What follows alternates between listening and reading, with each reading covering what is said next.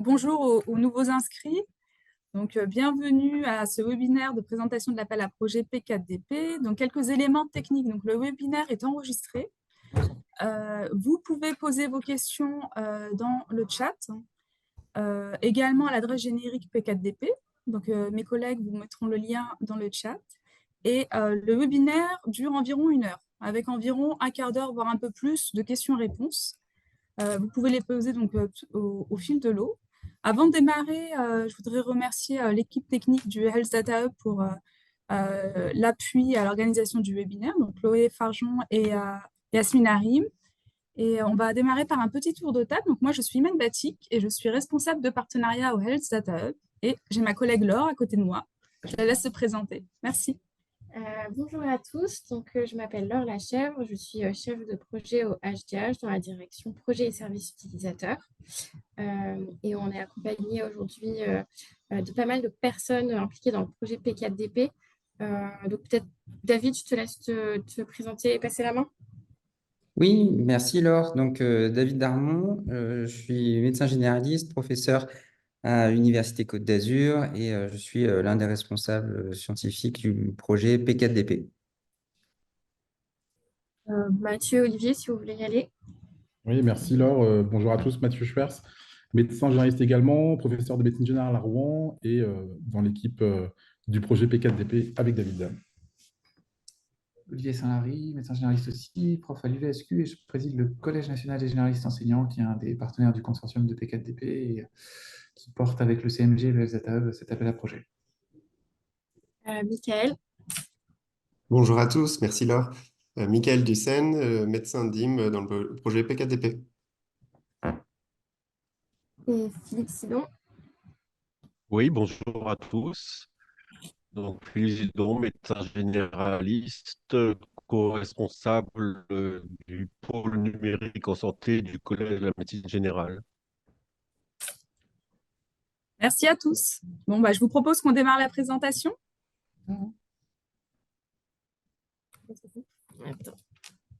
Hop, si on arrive à faire passer notre petite slide. Excusez-moi, voilà, c'est bon.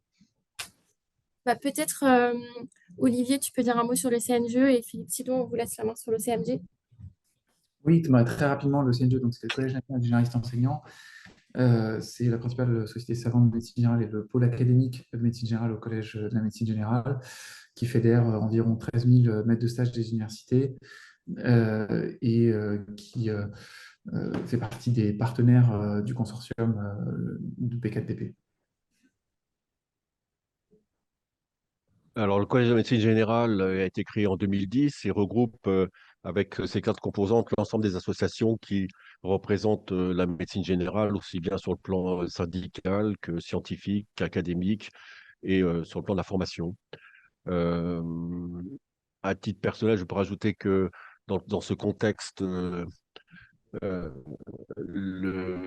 la première expérience d'appariement avec des données remonte à 2008 dans le cadre du projet Prosper qui associait trois structures, le CERMES, l'IRDES et la SFMG.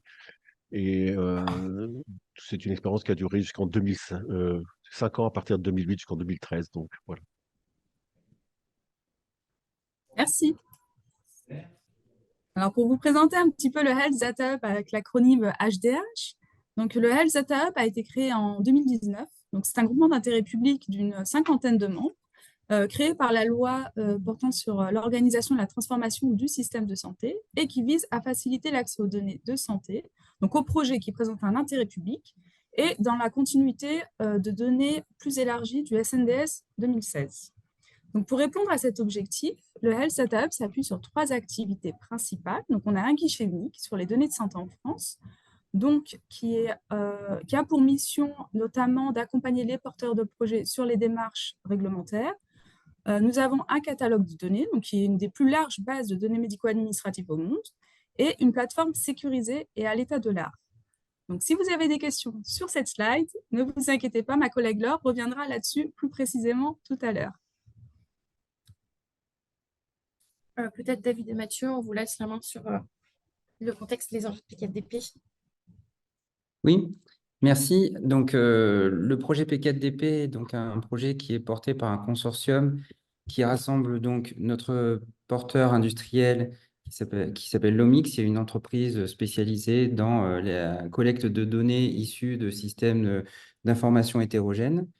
Université Côte d'Azur, Université Rouen-Normandie, le CHU de Rouen, le HDH, comme vous le savez, et donc le CNGE, donc le Collège national des généralistes enseignants.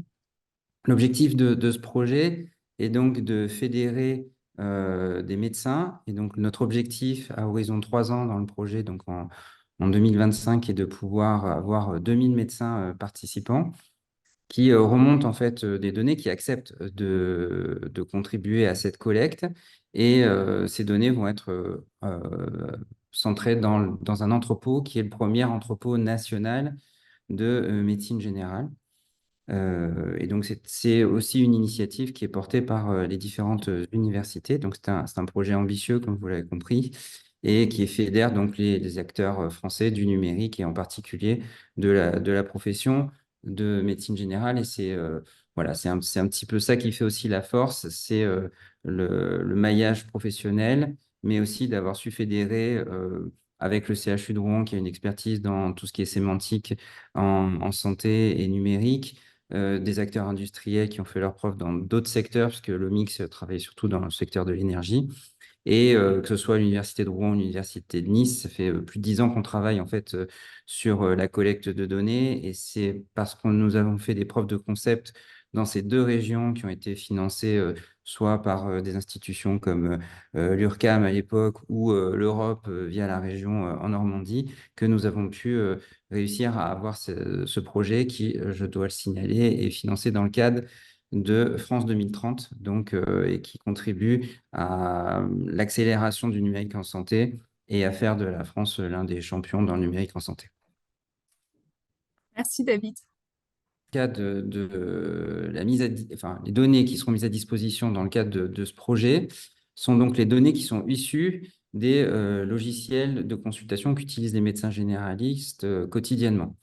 Et que ce soit en pratique solo, c'est-à-dire seul dans son cabinet, ou dans des regroupements de cabinets que de médecins généralistes, voire dans des structures pluriprofessionnelles comme les maisons de santé ou les centres de santé.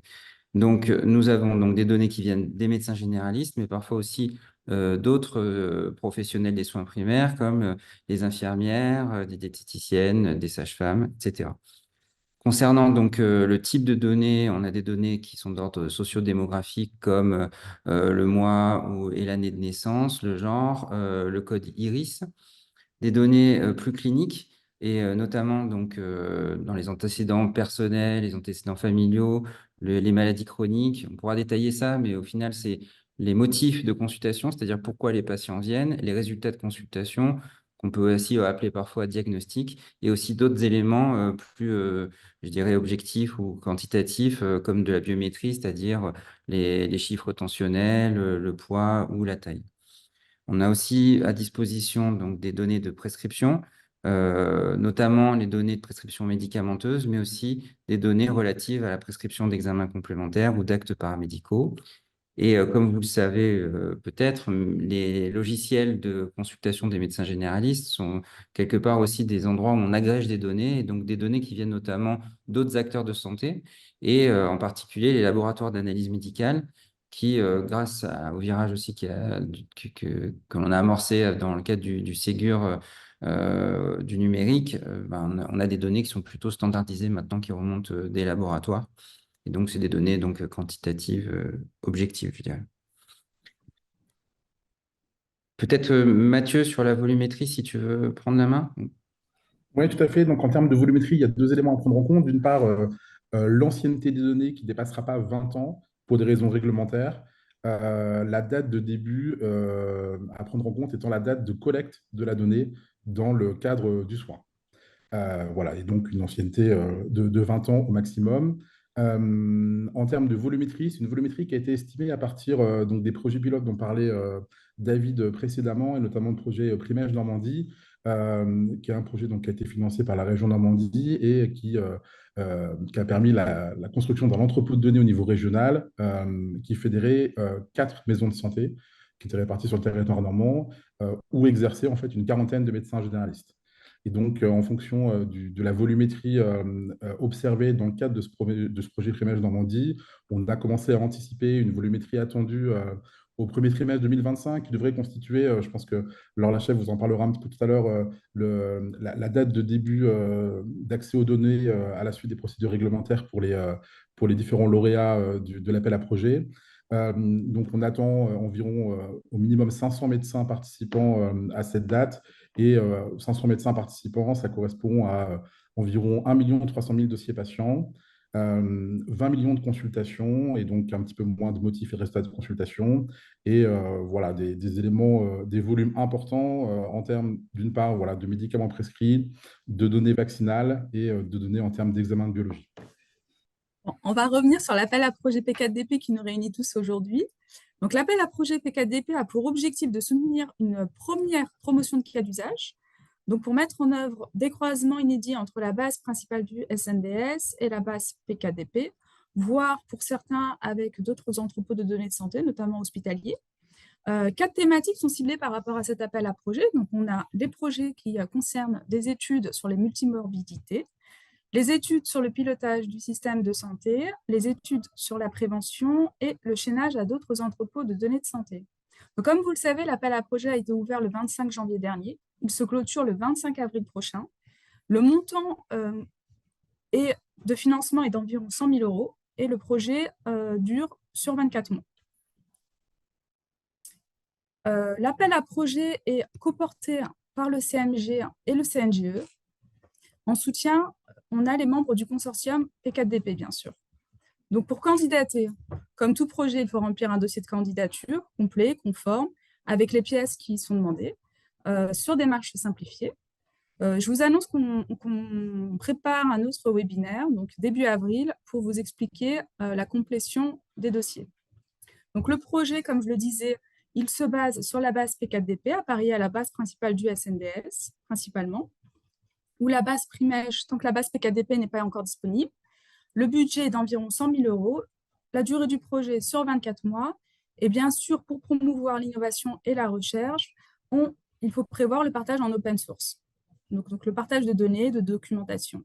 Le porteur du projet, lui, doit être une personne morale enregistrée en France. Par rapport aux critères de sélection, on en a 6. Les bénéfices attendus, la faisabilité et le réalisme technique du projet, le caractère innovant, la capacité du ou des porteurs de projet à porter le projet et la maturité du projet, le dimensionnement et la pertinence de l'accompagnement demandé et l'open science. Je vais revenir sur chacun de ces critères. En termes de bénéfices attendus, donc est-ce que le projet justifie d'un intérêt? Est-ce que le livrable justifie également d'un intérêt? Quelle est la motivation de la recherche? Est-ce qu'il y a un lien, une mise en évidence d'un enjeu social, environnemental, sanitaire ou autre? Y a-t-il des bénéfices médico-économiques prévisionnels explicites? Est-ce que le projet est pertinent? Est-ce qu'il s'inscrit bien dans l'une des 4 thématiques que je vous ai présentées précédemment? Est-ce qu'on a une problématique claire? Donc, est-ce qu'on a une pathologie qui est définie et une population ciblée? Le projet doit présenter un caractère innovant, donc une valeur ajoutée par rapport à l'état de l'art, et un intérêt de chaîner la base de données P4DP à la base principale du SNDS et autres entrepôts de données.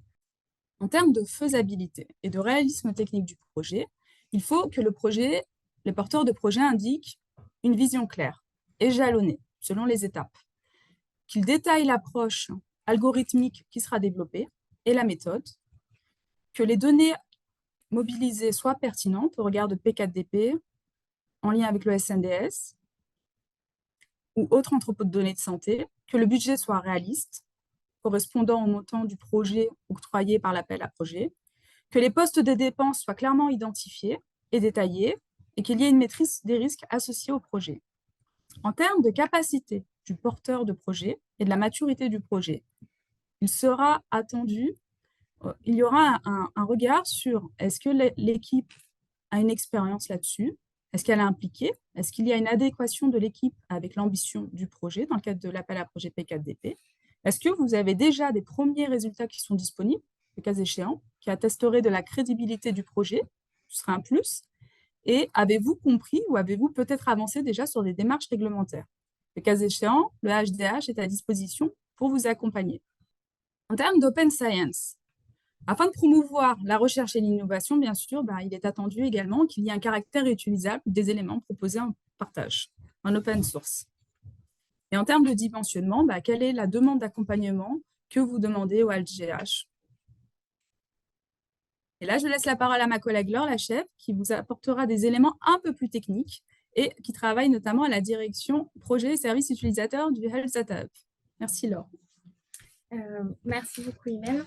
Donc, je vais vous dire quelques mots sur l'accompagnement qui sera proposé aux lauréats. Donc, tout d'abord, comme mentionné Imen, les lauréats bénéficieront d'un soutien financier à hauteur d'environ 100 000 € par projet. Ensuite, les lauréats seront accompagnés par un chef de projet au Health Data Hub pour les aider sur tout ce qui concerne les démarches réglementaires. Je vais y revenir juste après, ainsi que pour avoir accès à la plateforme technologique du HDH si c'est demandé. Et enfin, Imen vous parler un petit peu de Open Science. Donc, le HDH offre un accompagnement sur tout ce qui est l'ouverture de programmes ou d'outils en open source. Et bien sûr, le HDH sera présent pour bien sûr communiquer sur le projet, sur les jalons franchis, le projet en lui-même ou des résultats. Revenir sur les démarches réglementaires que je mentionnais dans l'autre diapositive. Il faut avoir en tête que les projets avec chaînage au SNDS doivent passer par une autorisation CSRES et CNIL avant de démarrer. Donc, dans le cadre de l'accompagnement qui vous sera proposé, vous aurez différents ateliers qui seront organisés pour vous aider à rédiger les différents éléments de votre dossier, donc le protocole, l'expression de besoin, la note d'information et autres. Et des relectures seront faites au HDH pour vous permettre d'obtenir au plus vite toutes les autorisations pour démarrer l'étude. Donc, à noter qu'il y a déjà pas mal d'informations présentes sur le site du Health Data Hub et on a notamment ce qu'on appelle un starter kit pour préparer les dossiers CSRES et CNIL avec pas mal de templates et d'informations pour flécher un petit peu le parcours. On peut passer, voilà. Donc, on mentionnait tout à l'heure que le chaînage avec la base principale du SNDS est un prérequis pour cet appel à projet. Donc, on voulait juste faire un tout petit rappel sur le système national des données de santé. Donc, pour information, la base du SNDS, elle est composée de 3 bases de données. Vous avez le SNIRAM, qui consiste dans toutes les données de remboursement de l'assurance maladie. Vous avez le PMSI, qui va contenir des données sur les séjours hospitaliers. Et on a le CEPI-décès, qui contient toutes les causes de décès. Du coup, ces 3 bases, elles sont chaînées entre elles. Ces bases, elles couvrent la quasi-totalité, elles sont très exhaustives sur la population française. Et elle dispose de données depuis 2006, ce qui permet d'avoir une bonne reconstitution du parcours du soin des patients. Et sur le site du Health Data Hub, on a pas mal de documentation sur le SNDS, il y a une documentation collaborative et un dictionnaire des données du SNDS, si jamais vous voulez creuser un peu plus. Et en cas de question, n'hésitez pas à nous contacter via l'adresse mail, on pourra répondre à vos questions. Et du coup, bien évidemment, donc, les données PKDP chaînées au SNDS seront mises à disposition suite aux autorisations CSRES et CNIL. Merci. Voilà. Ensuite, petit zoom sur la plateforme technologique du HDH. Donc, les lauréats auront une présentation plus en détail de la plateforme, et ça, c'est pour vous donner quelques éléments. Donc, elle est mise à disposition à titre gracieux aux lauréats de l'appel à projet. Et c'est une plateforme technologique qui est sécurisée. C'est une plateforme qui est aussi collaborative, où vous trouverez pas mal d'outils pour travailler. Donc, vous avez R, Python, Jupyter. En termes d'outils collaboratifs, il y a GitLab. Et on a aussi des outils de visualisation des données, Superset, mais aussi de visualisation d'images. Voilà. Et pour finir de mon côté, donc ça c'est pour revenir encore une fois du côté de l'open science. Donc le HDH soutient fortement tout ce qui concerne l'open source et l'open science. Et du coup, vous trouverez sur le site internet pas mal d'éléments qui sont mis à disposition.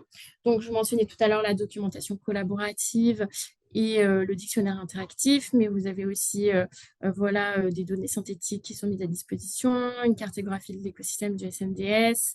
Il y a une communauté d'entraide qui est sur laquelle il y a de l'activité, il y a des meet-up. Donc voilà, n'hésitez pas à jeter un petit coup d'œil si ça vous intéresse. Merci Laure.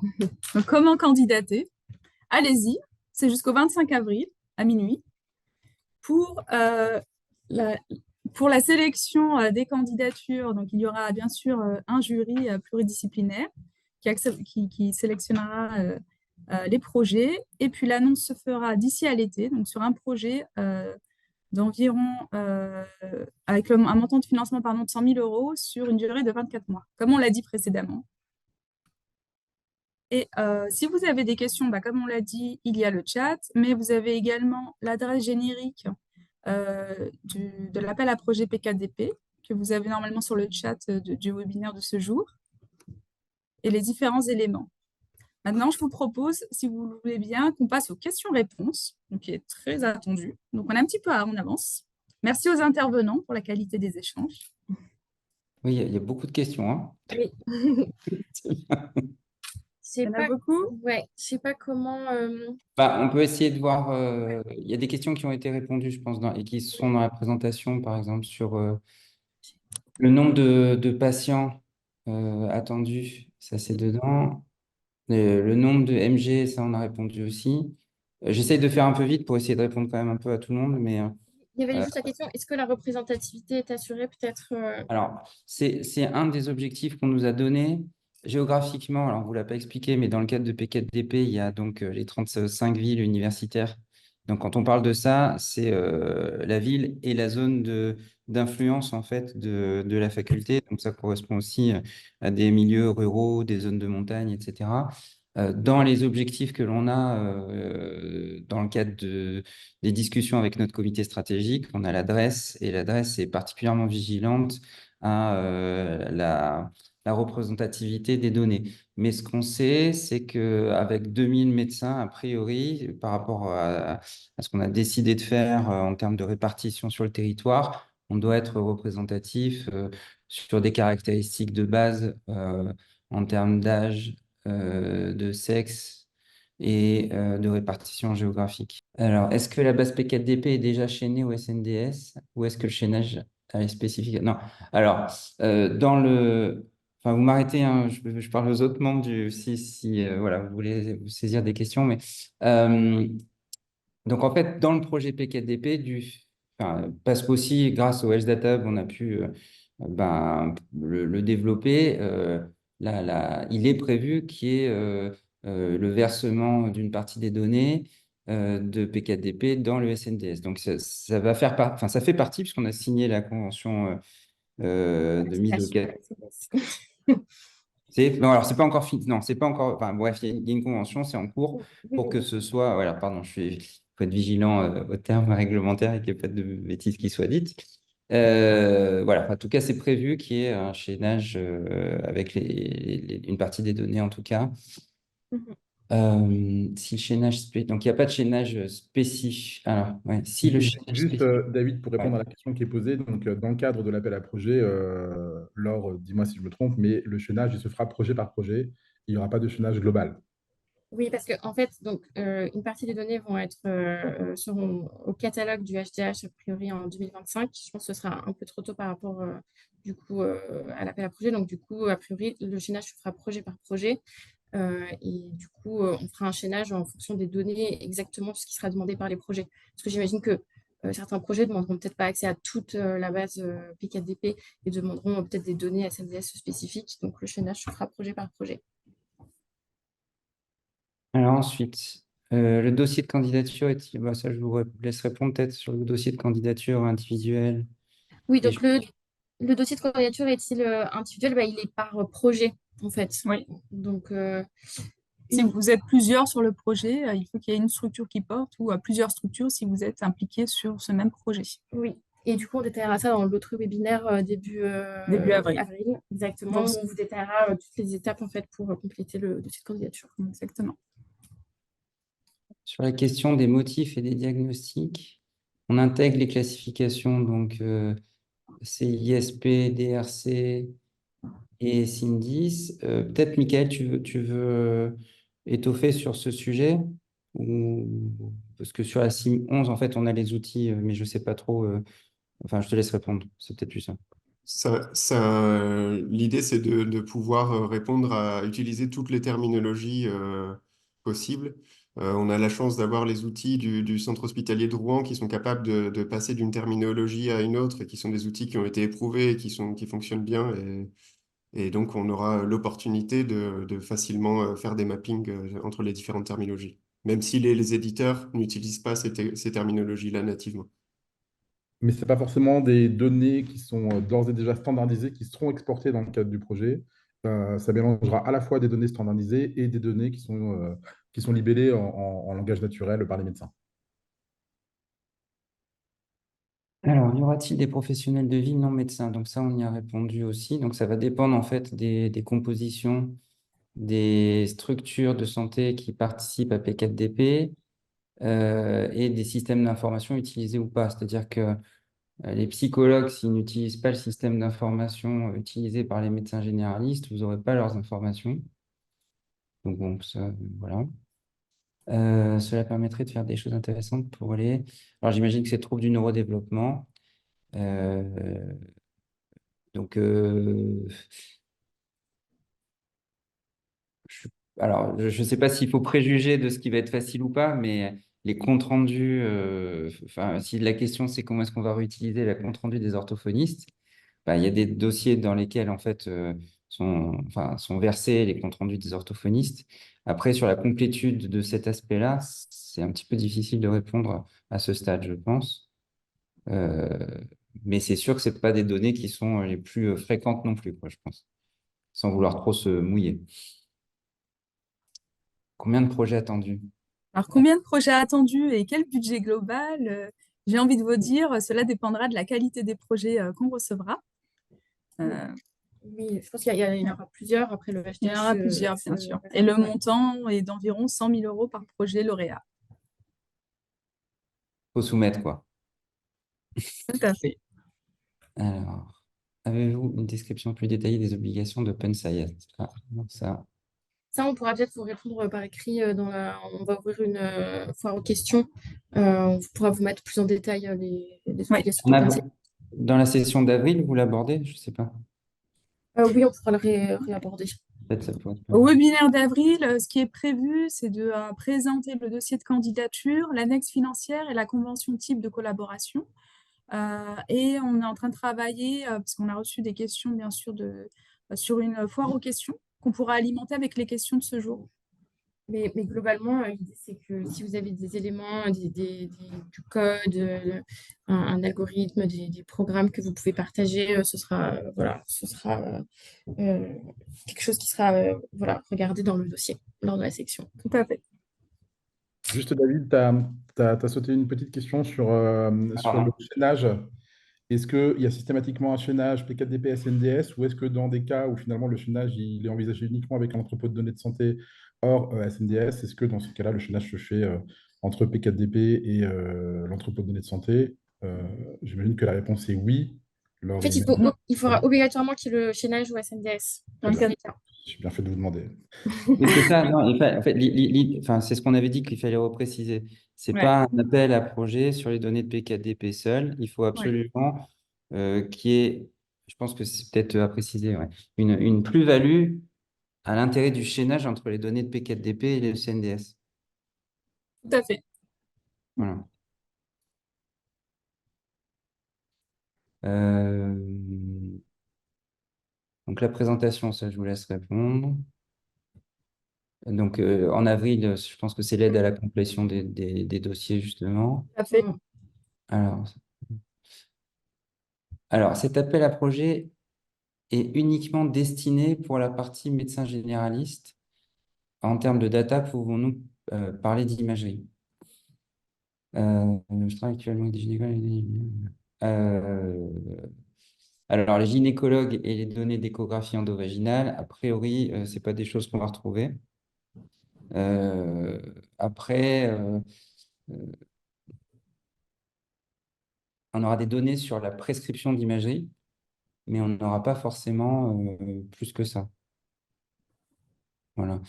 Étant donné que pour l'instant, ce qui est en dehors de la structuration de données attendues, c'est-à-dire euh, le bloc-notes, s'il y a des choses qui sont en bloc-notes ou s'il y a des comptes rendus en bloc, ce n'est pas des choses qui vont être mises à disposition dans le cadre de cet appel à projet-là, parce que pour des histoires de contrôle qualité des données en amont, on diffère ça à plus tard, en tout cas, pour la mise à disposition.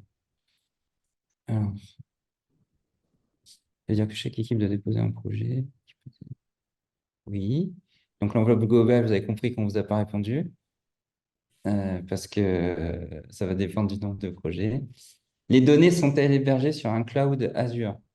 Euh, c'est le, l'environnement d'hébergement du HDH, parce qu'en fait, c'est des bulles de travail de mise à disposition, enfin, c'est des bulles de travail qui sont mises à disposition avec tout l'environnement numérique et qui sont conformes au maximum de sécurité qu'on peut imaginer et à l'état de l'art actuel.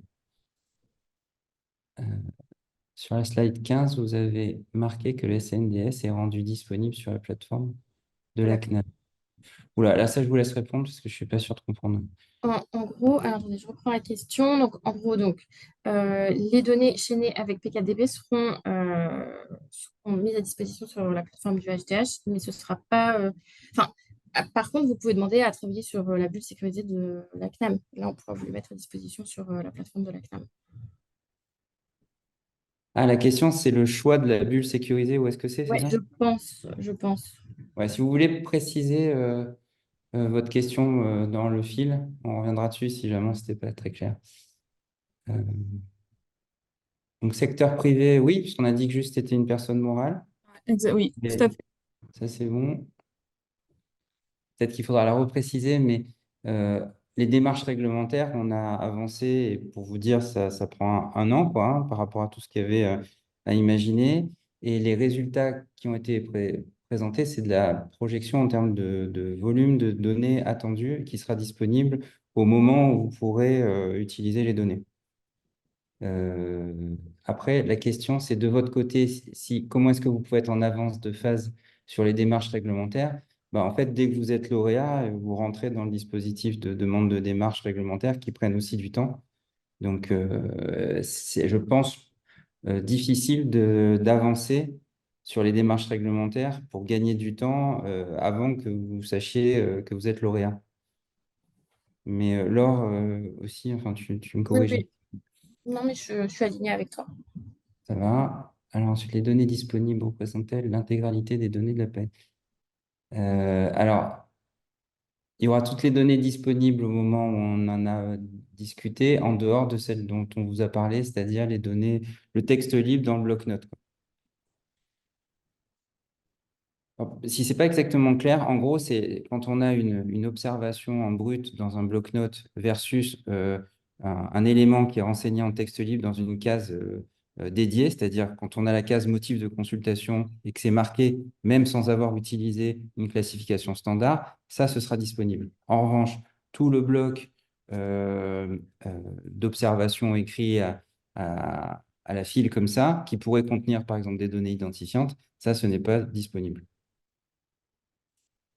Et à ça s'ajoutent les comptes rendus d'hospitalisation, de consultation, etc., qui, pour des raisons aussi des problématiques de sécurité, ne seront pas disponibles non plus dans un premier temps. Données chaînées sont stockées sur le HDH, oui. Comment à la base voilà. Donc, en fait, c'est toujours, voilà, enfin, je ne vais pas répéter, mais donc il y a une bulle sécurisée avec les outils dans laquelle vous allez pouvoir accéder aux données. Juste, en pratique, vous ne pourrez sortir que des résultats agrégés de la bulle sécurisée. En aucun cas, vous pourrez exporter évidemment ces données-là pour les travailler ailleurs sur votre ordinateur. Si jamais c'était nécessaire de le préciser, évidemment qu'on monte des bastions de sécurité maximum pour qu'il n'y ait pas de fuite de données. Donc, rassurez-vous, ça n'est pas possible, quoi.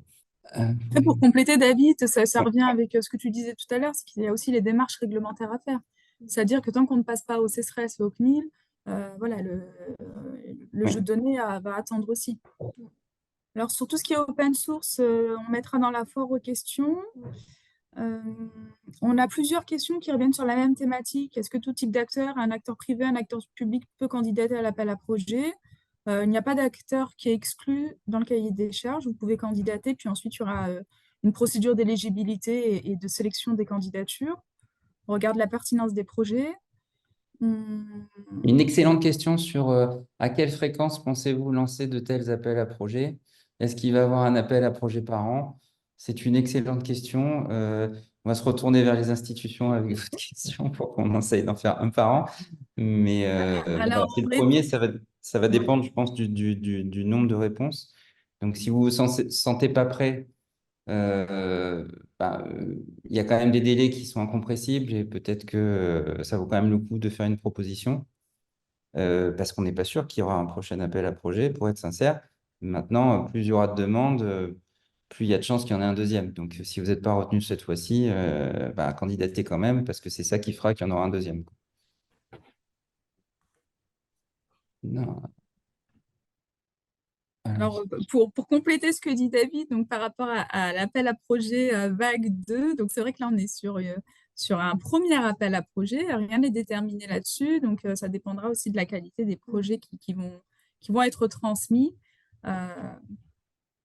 Ensuite, alors, on a une question sur que contiennent les motifs. Donc, je pense que ça correspond à la slide du début de la présentation. Est-ce qu'il y a la notion de consultation sans rendez-vous et non programmée? J'ai une idée d'où ça vient, cette question. Alors, comme c'est chaîné avec le SNDS, dans le cadre du SAS, les cotations qui sont spécifiques à la réponse au sans rendez-vous dans le cadre du SAS permettent d'identifier les consultations dans le cadre du soin non programmé. Et c'est via le lien avec les données de l'assurance maladie. Voilà, en partie, une partie de la réponse. Je ne sais pas si mes collègues veulent compléter. Voilà. Le consentement des patients sera-t-il demandé pour la collection des données? Alors, je ne sais pas qui veut répondre à ça, mais Donc, la réponse est non, il n'y a pas de consentement systématique qui est demandé. L'entrepôt, il est construit sur la base de la non-opposition des patients, donc conformément à la réglementation en vigueur, hein, bien entendu, et notamment au référentiel CNIL des entrepôts de données de santé. Autrement dit, on doit garantir, en tant que responsable de traitement, que l'information concernant la mise en place de l'entrepôt et les projets de recherche qui sont menés dans le cadre de l'entrepôt a été faite de manière suffisamment large et précise auprès des patients, des médecins participants, et que les patients des médecins participants sont en capacité d'exercer l'ensemble de leurs droits dans le cadre du projet. Mais il n'y a pas de consentement individuel qui est demandé aux patients. alors, est-ce que c'est une question de recherche à laquelle on peut répondre? On a pas mal de questions qui sont en doublon auxquelles tu as D'accord. déjà répondu, David, hein. Non, mais alors, il y a une question, je ne suis pas sûr là. Est-ce que le projet doit concerner forcément une question de recherche à laquelle on pourra répondre grâce aux données de PKDP chez NeoSNDS? Disons que c'est quand même ce qui est attendu. C'est-à-dire que si il n'y a pas de plus-value dans le cadre de la question par le fait que les données sont chez NeoSNDS, je pense que dans le classement, ça sera après, quoi. Sachant que c'est quand même l'objet principal que de valoriser aussi la mise au catalogue et le chaînage et de montrer qu'en fait, c'était notre constat aussi que les données de médecine de ville, c'est un peu le trou dans la raquette dans le système des données de santé actuellement et que du coup, il y a vraiment un intérêt à les chaîner, quoi. Oui, mais David, si la question est si un projet pouvait se faire par le biais d'entrepôts de données de santé hospitalier, mais qu'on souhaite comparer les données avec un entrepôt de données de ville, c'est pas interdit de déposer un appel à projet comparatif sur quelque chose, tu vois ce que je veux dire, qui aurait pu aussi être fait à l'hôpital, mais on imagine que les résultats pourraient être différents en ville. Il n'y a pas d'interdiction. Ah non, non, il n'y a pas d'interdiction, c'est ce que je disais. C'est juste que ça risque de pas être. Enfin, bon, on verra, mais a priori, c'est. Enfin, voilà, enfin, il faut que ça valorise quand même ce chaînage à un moment donné, quoi. Ah oui, oui, c'est aussi un objectif. C'est base T4DP appareillé à la base principale SNDS et autres, le cas échéant, un autre pot de données de Voilà, santé. que ce soit en plus. Voilà, mais oui, mais c'est en plus, comme tu dis, c'est supplémentaire. Ouais. Alors, les volumes d'actes, ben, ils vont être disponibles, on vous l'a montré. Les horaires, Mickaël, je ne sais plus sur les horaires si on a l'eurodatage systématique des consultations. Ça fait partie des métadonnées, mais j'ai un doute. Concernant la date de consultation, oui. Concernant l'heure de la consultation, non, je ne pense pas que ce soit une information D'accord. qu'on recueille. Ok. Non, les questions de recherche, c'est pas forcément. Euh, donc les questions de recherche, c'est pas ne concernent pas forcément que les médecins généralistes. Ça peut être des questions de recherche qui concernent les patients. Maintenant, sur ce qui est entre parenthèses, par exemple, est-ce que ça peut concerner les sages-femmes? Ben, ça reste limité aux structures où est présente une sage-femme, quoi. Donc, c'est pas non, mais c'est pas. Vous voyez, l'objectif cible, c'est le nombre de médecins généralistes dans le cadre de P4DP pour l'instant. Euh, donc, voilà, enfin, c'est cette limite-là, quoi. Alors, vous disposerez aussi de données relatives aux demandes de référencement de la part des médecins généralistes vers d'autres professionnels, typiquement des sages-femmes, des infirmières, etc. Mais pour autant, effectivement, il n'y a pas de visibilité sur des données qui seraient produites par des sages-femmes dans le cadre du projet, en termes de volume. Qui réalisera le chaînage? Le HDH ou la CNAM? Alors ça, je vous laisse côté HDH, mais bon, A priori, sur le HDH. voilà. Faut-il prévoir Le chaînage avec, oula, j'ai perdu la question. Le chaînage avec le SNDS, il sera fait par le HDH, donc il n'y aura pas besoin de le prévoir. C'est ça, il n'y a pas de coût. Ouais. Ok.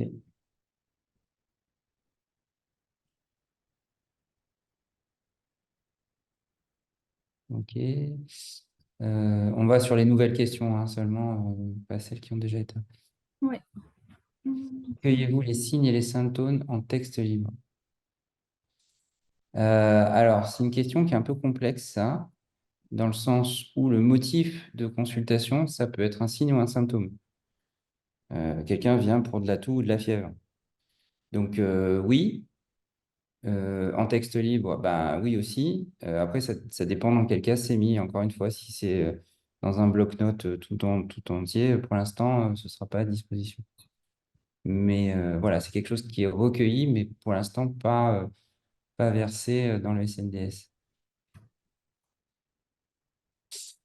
Dès lors que c'est structuré sous forme de motif Ouais. ou sous forme de résultat de consultation, la donnée sera présente. Alors, il y a une question sur est-ce que c'est sûr qu'en 2025, ce sera disponible ou est-ce que ce sera uniquement à la base Primège? Bon, en gros, ce qu'on garantit, c'est au moins la base Primège parce qu'on l'a déjà et que c'est disponible. Euh, donc, c'est pour pouvoir déjà travailler sur quelque chose et du fait que vous ayez été lauréat, vous aurez quelque chose sur lequel travailler, qui a priori sera quand même conséquent. Euh, voilà. La mise à disposition de P4DP n'est pas garantie. Bah, si on meurt tous dans un bus, ben, le projet il va avoir du mal à arriver à 2025. Mais voilà, c'est juste ça. C'est que pour l'instant, elles ne sont pas déposées ben, du fait de la temporalité du projet et que vous avez compris que les démarches sont longues et qu'il fallait qu'on lance l'appel à projet avant d'avoir les premières données versées. Parce que sinon, ça renvoyait à plutôt 2027 si on avait dû attendre le bout. Voilà. Alors, quels sont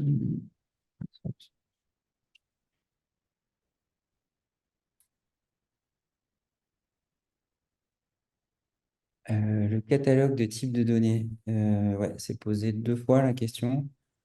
Euh, Mathieu, tu veux répondre peut-être?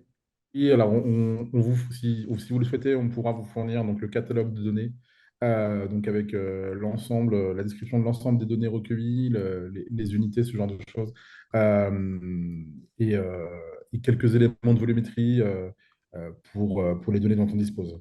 Donc, on vous fournira ça la semaine prochaine.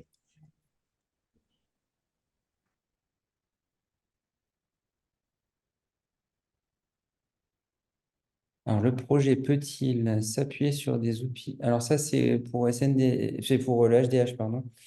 Est-ce qu'en gros, est-ce qu'on peut rajouter des outils dans la bulle sécurisée? C'est peut-être ça. Je ne suis pas sûr en fait que ce soit ça, mais des outils soumis à licence. Euh, Euh, je vois pas la question, mais on peut faire il faut anticiper le besoin parce que nos équipes, elles ont besoin de prioriser si jamais il y a besoin de rajouter un outil au sein de la plateforme. C'est pas, enfin voilà, nous on a déjà pas mal d'outils à disposition. Si jamais c'est vraiment absolument Mm. nécessaire pour l'étude, ce sera étudié par notre équipe produit.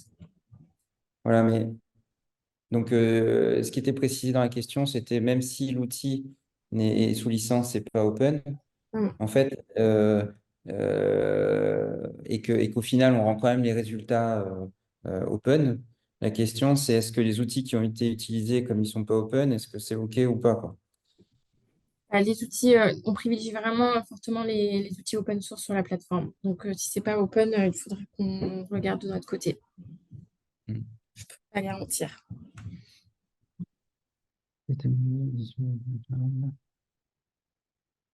Oui, le catalogue des. Peut-on associer une base de professionnels de santé? Alors, je ne suis pas sûr de comprendre, entre parenthèses, kinésithérapeute pour valoriser les données de PKDP du HDH. Bah, en fait, le lien avec d'autres bases de données ou entrepôts est envisageable et ça fait partie des axes qu'on souhaite promouvoir dans l'appel à projet. Après, base de professionnels, je ne suis pas certain de ce que ça veut dire. Si le projet n'est pas retenu à ce round 1, pourrait-il être redéposé en version améliorée en round 2? Euh, Ah, c'est ce qu'on a dit tout à l'heure, hein. Ouais. Non, mais peut-être que du coup, ça fait préciser que c'est pas lettre d'intention puis projet et que c'est le projet intégral qui est déposé en fait. Ouais, Oui. Voilà. Donc, il n'y a pas deux rounds sur cet appel à projet. Il n'y a qu'un round en fait. oui, tout à fait.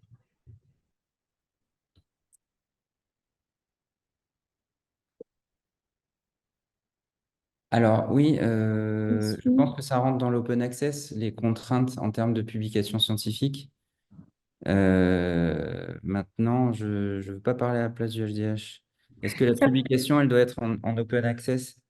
Est-ce qu'elle doit être publiée dans une revue open access? Ça rentre dans la dynamique globale de l'open data, je pense. Mais est-ce que la publication, à proprement parler, elle doit être dans une revue open? Je ne sais pas. Je ne peux pas répondre. on vérifiera en interne. Je suis pas sûre. J'ai peur de vous dire une bêtise. On mettra la réponse dans la FAQ. Je ne pense pas que ce soit le cas. Il y a un certain nombre d'éléments qui ont été précisés dans le cadre de la convention de mise au catalogue. Je pense qu'on pourra reprendre pour répondre précisément à cette question, mais je ne crois pas que l'open access soit une condition systématique. Que sait-on de la qualité et de l'exhaustivité des données présentes dans P4DP? Alors, on sait celles qui sont dans Primège, et c'est le même type de données qu'on va avoir. Bah, il y a des données qui sont très précises et très standardisées quand ça s'appuie sur des dictionnaires ou des bases comme les bases de données médicamenteuses notamment, et d'autres qui le sont moins du fait de l'absence aussi de standardisation native en fait de certains éléments. Donc c'est variable en fonction du champ de données auquel on s'intéresse. Alors, ce serait trop long de passer point par point, enfin champ par champ. Mais bon, voilà, enfin, la biologie, tout ce qui est données quantitatives, a priori, en termes de qualité de données, euh, c'est plutôt standardisé. Après, il y a aussi la question de la complétude et de l'exhaustivité qui n'est pas forcément évidente, quoi. Donc, ça va dépendre des champs. On a une question par rapport au dossier de candidature sur est-ce qu'il faut renseigner le dossier avant le 24 avril 23h59 ou le 25 avril 23h59. Alors, bingo, c'est le 25 avril, Avant minuit. avant Enfin, minuit. 25 avril avant. Et gagner un jour, c'est bien.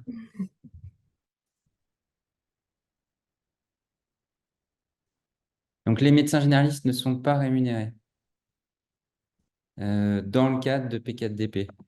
Ils sont rémunérés de façon intellectuelle par rapport aux outils auxquels ils ont accès. Donc, ce qui fait que ça ne biaise pas leur... Enfin, il n'y a pas de biais en termes de représentativité sur des profils de médecins qui ne seraient que des maximiseurs de bénéfices. Alors, je ne sais pas trop ce que ça veut dire, cette question-là. Dans quelle mesure peut-on chaîner avec des données externes? J'imagine qu'en fait, ça dépend du versement dans la bulle de travail des données externes. Donc, côté HDH, vous avez des éléments? Comment de toute façon, ça, ce sera détaillé dans votre protocole et on vous aidera à bien rédiger tous les éléments pour s'assurer que le circuit des données sera correct. Mais le chaînage avec d'autres entrepôts de données sera possible. Il y avait deux questions un petit peu au-dessus, David. Une question sur le format des données concernant le médicament, donc qui sont classées en ATC. Hein. Michael, tu me confirmes?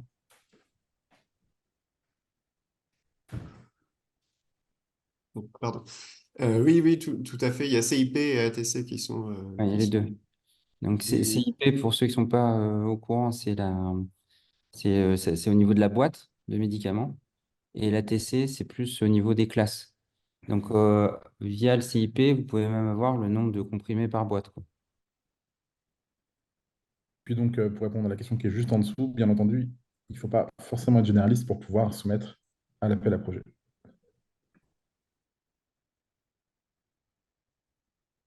Donc, motif et résultat de consultation, je le redis, proposé comme ça dans les logiciels. Motif, c'est la raison pour laquelle un patient vient en consultation. Et le résultat de consultation, c'est le résultat de l'expertise. Donc, c'est le diagnostic euh, issu en fait de l'expertise du professionnel.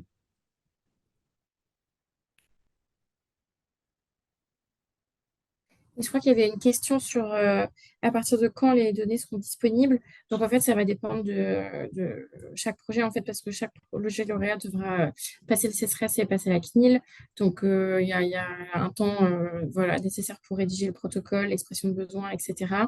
Le CSRS, enfin, c'est assez rapide pour avoir leur retour et la CNIL, afin d'avoir l'autorisation, ils ont 2 mois renouvelables. Donc voilà, il faut compter. Je pense qu'on commencera les accompagnements à partir de fin juin. Je pense que peut-être les premières données, elles seront disponibles, j'imagine, au T1, milieu T1, parce qu'après, il faudra aussi faire l'appariement. Voilà, c'est pour vous donner à peu près une échelle entre T1 et T2. On arrive, il reste plus que 2 minutes. Ah, pardon. Il reste plus que 2 minutes, donc peut-être prendre une dernière question, s'il y en a encore une, parce que c'est vrai que là, on a beaucoup de doublons. Donc, Parce que sinon, de toute façon, nous, on essaiera de faire un peu, de reprendre les questions Ouais. principales qui auront été posées et de vous donner les réponses dans la foire aux questions. On vous mettra le Ouais. lien dans la Je page. pense qu'il y a des choses très techniques parce que les Oui. ressources computationnelles, ça, je pense qu'on ne va pas y répondre là. Préciser les données bio, bah, faut imaginer tout ce qui peut être prescrit par un médecin généraliste et du coup ce qui lui est rendu comme résultat. Les données biologiques sont celles de... c'est la nomenclature des biologies, j'imagine, la NABM, mais si jamais mes autres collègues ne le savent pas, si vous pouvez préciser en reposant une question là-dessus pour qu'on puisse y répondre dans un deuxième temps. Comment les MG participants sont-ils sélectionnés? Bon, c'est sur la base du volontariat. Comment obtenir le nom et les contacts des gens disponibles. Après, vous avez le site P4DP qui est à dispo, hein. Donc, voilà. Le financement. Le lien a Parfait. été mis dans le chat pour poser Ouais. les questions. Ouais. Le financement est partiel. Quel sera le taux de financement? Ça, je ne sais pas répondre. En gros, si vous demandez juste 100 000 dans le cadre du projet, ce qui est le financement maximum, est-ce que pour 200, est-ce que si vous avez un projet à 200 000, c'est OK ou est-ce que on doit... Bon, voilà, je pense que ça doit être précisé. Mm. Bah, ouais, Voilà.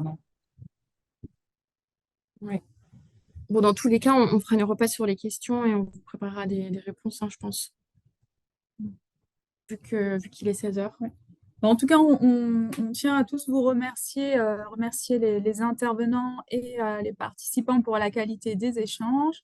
On va préparer une FAQ qu'on complétera avec les questions de ce jour. Et pour le webinaire qui aura lieu début avril, vous recevrez la communication prochainement et on intégrera quelques éléments posés aujourd'hui parce qu'on voit tout à fait le lien avec la présentation du dossier de candidature. Et puis nous sommes à disposition donc, sur l'adresse générique de l'appel à projet à P4DP. Et merci pour vos questions. Merci pour vos questions, tout à fait. Bon, bah, merci à tous. Merci. Est-ce que vous souhaitez conclure, les très chers partenaires? Bah, moi, j'étais ravi. On voit qu'il y a de l'engouement et plein de questions. Donc, c'est une manière de se mettre en contact. Si par la suite, vous souhaitez poursuivre les échanges dans le cadre de cet appel à projet ou autre, évidemment, on reste ouvert. Il y a d'autres manières de financer des projets qui utiliseraient P4DP. Donc, n'hésitez pas. Est-ce que, Monsieur Zidon, vous souhaitez dire un mot? Non, moi j'étais ravi de ces échanges aussi. Je trouvais les questions assez intéressantes et je crois que l'équipe a très bien répondu. Merci. Et ben, merci à tous alors. Merci à tous et à Merci à disposition. tous. Au revoir. Au revoir. Au revoir. Bon après-midi. Merci.